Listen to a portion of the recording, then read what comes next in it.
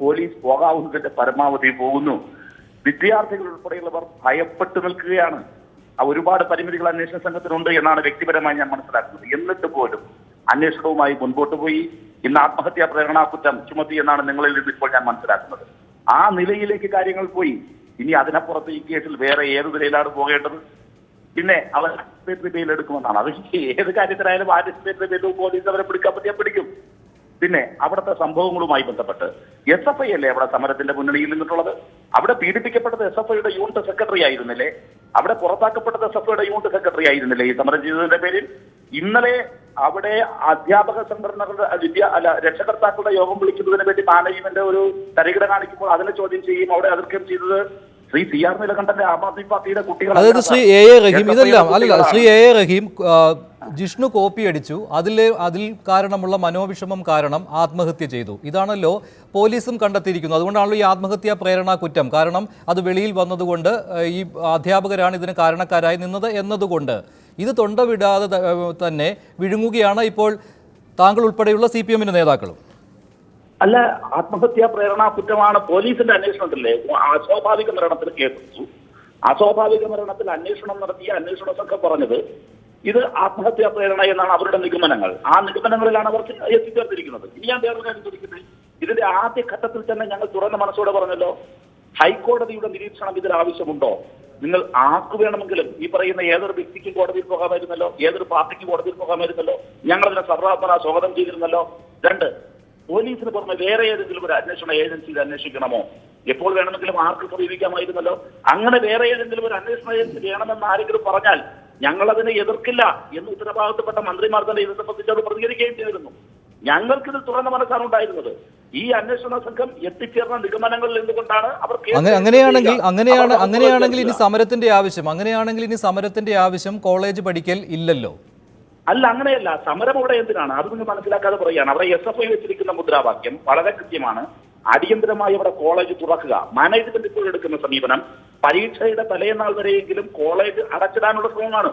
സമരത്തിന് വേണ്ടി ഇവർക്ക് പരീക്ഷ എങ്ങനെ എഴുതുമെന്ന് ഞാൻ കാണിച്ചു കൊടുക്കാം എന്ന നിലപാടാണ് ഈ മാനേജ്മെന്റിനുള്ളത്. അതുപോലെ തന്നെ അവിടെ അങ്ങനെ തന്നെയാണോ? ഞാൻ ആദ്യം അത് ചോദിച്ചിരുന്നു. SFI ഇപ്പോഴും ഈ കോളേജ് തുറന്നു കഴിഞ്ഞാൽ സമരം തീരും, അതാണ് SFIയുടെ നിലപാട്. കോളേജ് തുറക്കുക എന്നുള്ളത് മാത്രമല്ലോ, ഞങ്ങൾ പറഞ്ഞില്ലേ നേരത്തെ, ഞങ്ങൾ പറഞ്ഞത് കൃത്യമാണ്, വ്യക്തമാണ്. കോളേജ് തുറക്കുക, പഠന സാഹചര്യം ഒരുക്കുക, വിദ്യാർത്ഥി പീഡനങ്ങൾ പ്രതിഷേധമായ, അതാണ് ഞാൻ നേരത്തെ ചോദിച്ചത്. ജിഷ്ണുവിന്റെ മരണവുമായി ബന്ധപ്പെട്ട ഒരു കാര്യവും ഇനി SFI ആവശ്യപ്പെടില്ല. A റഹീം പറഞ്ഞതുപോലെ കൃത്യമായി തന്നെ അന്വേഷണം മുന്നോട്ട് പോവുകയാണ്. പോലീസിന് ചെയ്യാനുള്ള കാര്യങ്ങളെല്ലാം പോലീസ് കൃത്യതയോടുകൂടി പോലീസിന് ചെയ്യാവുന്ന കാര്യങ്ങളെല്ലാം കൃത്യതയോടുകൂടി പോലീസ് ചെയ്യുന്നുണ്ട് എന്ന് തന്നെയല്ലേ? പോലീസിന്റെ കാര്യങ്ങൾ പോലീസ് കൃത്യമായി തന്നെ ചെയ്യുന്നു എന്നുള്ളതാണ് യാതൊരു സംശയവുമില്ലാതെ പറയാൻ കഴിയും. അങ്ങനെയാണെങ്കിൽ സർക്കാരിനെ പ്രതിരോധത്തിലാക്കാൻ നോക്കേണ്ട, സർക്കാരിനെ കുറ്റപ്പെടുത്താൻ വരേണ്ട. SFI ചെയ്യുന്നുണ്ട്.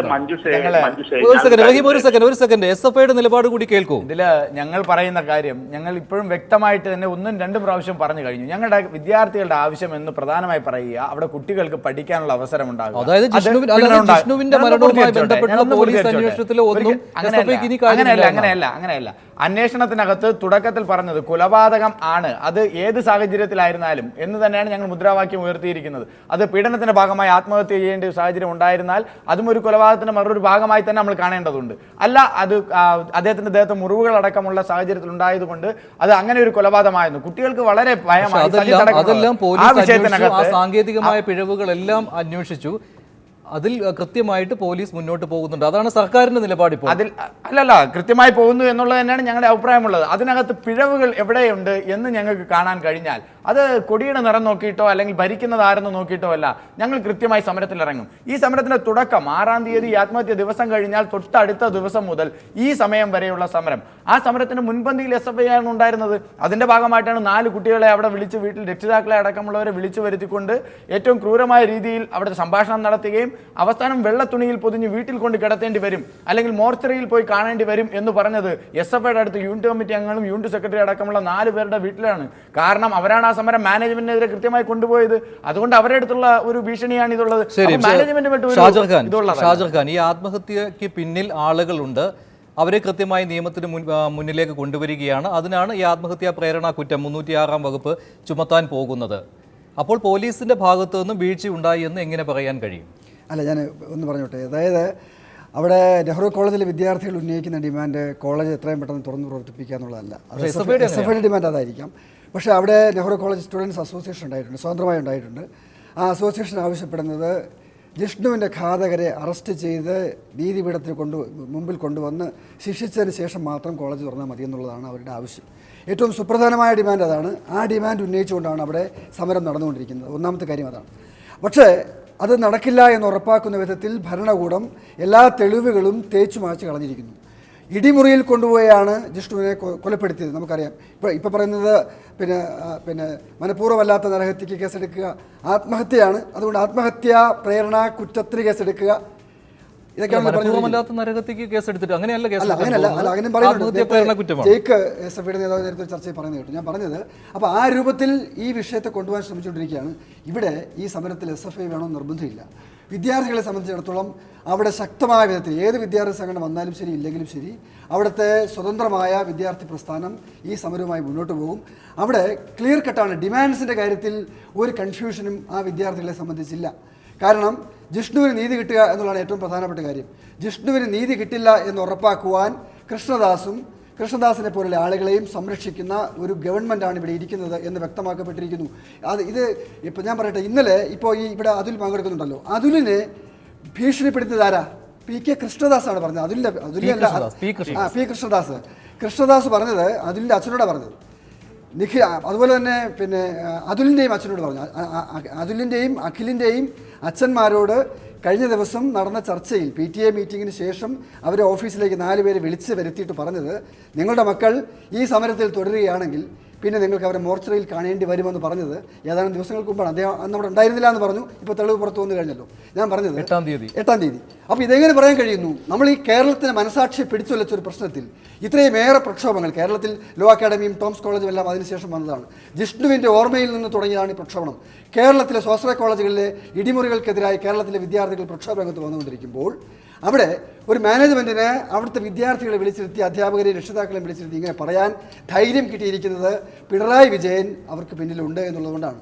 മുഖ്യമന്ത്രി അടക്കം ആഭ്യന്തര വകുപ്പ് ഈ മാനേജ്മെന്റിന് പിന്നിൽ പ്രവർത്തിക്കുന്നു എന്നുള്ളത് കൊണ്ട് മാത്രമാണ് അവർക്ക് ഇത് ചെയ്യാൻ കഴിയുന്നത്. പ്രത്യേക അന്വേഷണ ഏജൻസി വേണോ? ഇതെല്ലാം ആവശ്യപ്പെട്ടതാണ്. ആരും അതുമായിട്ട് ബന്ധപ്പെട്ട് കോടതിയിലോ മറ്റോ പോയില്ല.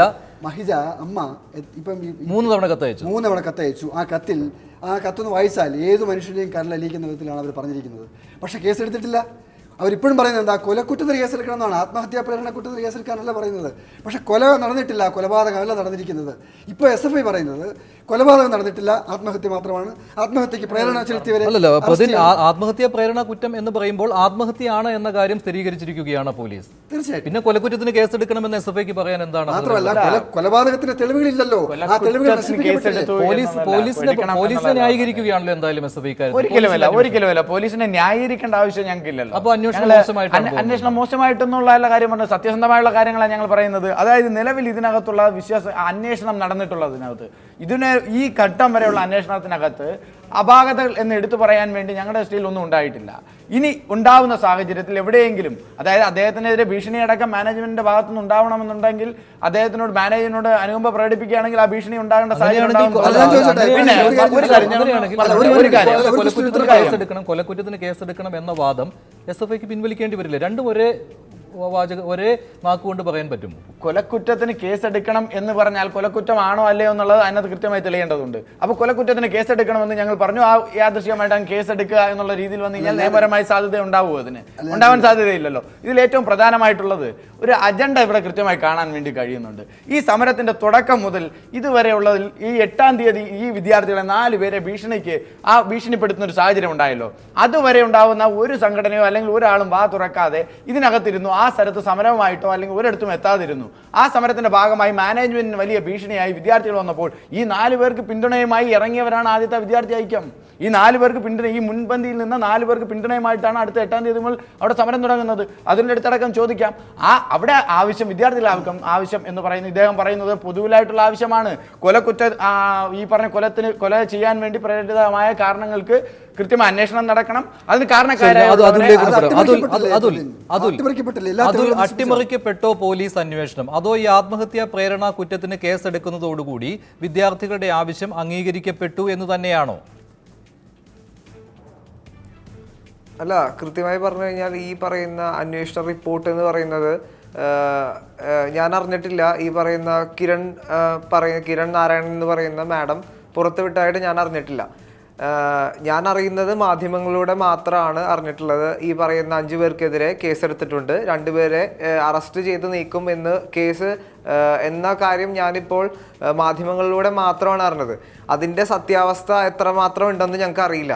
പിന്നെ ഞങ്ങളിപ്പോഴും വിശ്വസിക്കുന്നു ജിഷ്ണുവിന് കാര്യമായ ശാരീരിക പീഡനം അനുഭവിച്ചു എന്ന് തന്നെയാണ് ഞങ്ങളിപ്പോഴും വിശ്വസിക്കുന്നത്.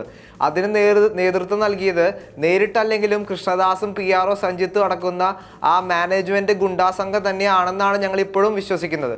കാരണം അതിനുശേഷവും അതിനു മുമ്പും പല രീതിയിലും വിദ്യാർത്ഥികൾ അവിടെ ആക്രമിക്കപ്പെട്ടിട്ടുണ്ട്. ഇപ്പോൾ എൻ്റെ ഭീഷണിയെക്കുറിച്ച് ഞാനിവിടെ പറയുമ്പോൾ ഞാനൊരു FB പോസ്റ്റ് ഇട്ടപ്പോൾ അവിടെ ഞങ്ങളുടെ പല സീനിയർ വിദ്യാർത്ഥികളും പറയുകയുണ്ടായി, അതുലേ എടാ ഞങ്ങളുടെ ബാച്ചിലും എന്നോടും ഇതുപോലെ പറഞ്ഞിട്ടുണ്ട്, ഈ പറയുന്ന പോലെ നിന്നെയൊക്കെ തല്ലിക്കൊന്ന് കുഴിച്ചിട്ട് കഴിഞ്ഞാൽ നിന്റെ അച്ഛനും അമ്മയും തേടി പത്രത്തിൽ കാണുവാനില്ല എന്ന് പരസ്യം കൊടുത്താൽ പോലും നിന്നെയൊന്നും തപ്പിയാൽ കിട്ടില്ല, കാരണം നീയൊക്കെ ഇവിടെ ഈ മണ്ണിൽ കിടന്നുറങ്ങുന്നുണ്ടായിരിക്കും എന്ന് കൃത്യമായി P. കൃഷ്ണദാസ് പറഞ്ഞ പല സീനിയർ വിദ്യാർത്ഥികളും ഇപ്പോൾ എന്നോട് പറയുകയുണ്ടായി. അപ്പോൾ അത്തരത്തിലുള്ള ഒരു കോളേജിൻ്റെ ഈ പറയുന്ന ഈ ഒരു സമീപനം ഈ പറഞ്ഞ പോലെ ഒരിക്കലും അംഗീകരിക്കാൻ പറ്റുന്ന ഒരു കാര്യമല്ല. ഈ പോലീസ് അന്വേഷണത്തെക്കുറിച്ച് എന്താണ് അതുലിൻ്റെ ഒരു വിലയിരുത്തൽ? ശരിയായ ദിശയിൽ തന്നെ അന്വേഷണം മുന്നോട്ട് പോകുന്നുണ്ടോ? ഇപ്പോൾ ശ്രീ CR നീലകണ്ഠൻ ഇവിടെ ചൂണ്ടിക്കാണിച്ച കാര്യമില്ലേ, ഇതിൽ നിങ്ങൾ ആരെയാണോ പ്രതിസ്ഥാനത്ത് നിർത്തുന്നത് അവരെ ചോദ്യം ചെയ്യാൻ പോലും ഇതുവരെ ഈ അന്വേഷണ സംഘം തയ്യാറായിട്ടില്ല. ഞാൻ അറിയാൻ കഴിഞ്ഞത് ഇപ്പോൾ ഈ പറയുന്ന പ്രവീൺ എന്ന് പറയുന്ന അധ്യാപകനും ഈ പറയുന്ന വൈസ് പ്രിൻസിപ്പൽ സെൽവരാജും അടക്കമുള്ള വ്യക്തികൾ ഇതുവരെയും ജനങ്ങൾക്ക് മുന്നിൽ അല്ലെങ്കിൽ പോലീസിന് മുമ്പിൽ ചോദ്യം ചെയ്യാൻ കീഴടങ്ങിയിട്ടില്ല. അതാണ് ഞങ്ങൾക്ക് അറിയാൻ കഴിഞ്ഞ വിവരം. അവരുടെ ചോദ്യം, അവരുടെ ഒരു ഇൻക്വസ്റ്റ് റിപ്പോർട്ട് കിട്ടിയിട്ടില്ല എന്നാണ് നമുക്ക് അറിയാൻ കഴിഞ്ഞ വിവരം. അപ്പോൾ എങ്കിലും ഞങ്ങൾക്ക് കിരൺ മാഡത്തിൻ്റെ അന്വേഷണത്തിൽ പൂർണ്ണ വിശ്വാസമുണ്ട്. അതിൻ്റെ മാഡത്തിൻ്റെ ഭാഗത്തിൽ നിന്ന് ഈ പറയുന്ന പോലെ പൂർണ്ണമായൊരു റിപ്പോർട്ടിൻ്റെ ഫലം ഇതുവരെ പുറത്തു വന്നിട്ടില്ല എന്നാണ് ഞങ്ങൾക്ക് അറിയാൻ കഴിഞ്ഞത്. അതായത് വിദ്യാർത്ഥികൾ ഇപ്പോഴും പ്രതീക്ഷയിലാണ്, ഈ അന്വേഷണ സംഘവുമായി മുന്നോട്ട് പോകട്ടെ, പോലീസ് കേസ് തെളിയിച്ചു കൊള്ളും എന്ന വിശ്വാസത്തിലാണ്. അങ്ങനെയെങ്കിൽ നാളെ മുതൽ ക്യാമ്പസിൽ എന്തിനാണ് ഇത്രയും ശക്തമായ ഒരു സമരം? പല സംഘടനകളായിട്ട് നിന്നിട്ട് സമരം ചെയ്യുകയാണല്ലോ. SFI ഒരു വശത്ത്, പിന്നെ വിദ്യാർത്ഥി ഐക്യം, അതുപോലെ തന്നെ ABVP, KSU ഇവരെല്ലാം സമരരംഗത്താണല്ലോ. AISF നാളെ മുതൽ സമരം ശക്തമാക്കുകയാണ്. ഇപ്പോൾ ആത്മഹത്യാ പ്രേരണ കുറ്റത്തിന് പോലീസ് കേസെടുക്കാൻ തീരുമാനിച്ചിട്ടുണ്ടെങ്കിൽ ഈ സമരം ഇത്ര ശക്തമായി മുന്നോട്ട് കൊണ്ടുപോകേണ്ടതുണ്ടോ? നാളെ സമരം ചെയ്യുന്നത് ഒരുപാട് കാരണങ്ങളുണ്ട്. ഇവിടെ എന്ന് പറഞ്ഞു കഴിഞ്ഞാൽ, കൃത്യമായി പറഞ്ഞു കഴിഞ്ഞാൽ ഇവിടെ വിദ്യാർത്ഥികളുടെ ജീവിതം വെച്ച് പന്താടുകയാണ് P. കൃഷ്ണദാസ്. സത്യം പറഞ്ഞു കഴിഞ്ഞാൽ അദ്ദേഹത്തിൻ്റെ ഒരു ആറ്റിറ്റ്യൂഡ് അനുസരിച്ച് ഞാനിവിടെ ഒരു ദിവസം ക്ലാസ് അടച്ചിട്ടുണ്ടെങ്കിൽ എനിക്ക് 8,000 രൂപയോളം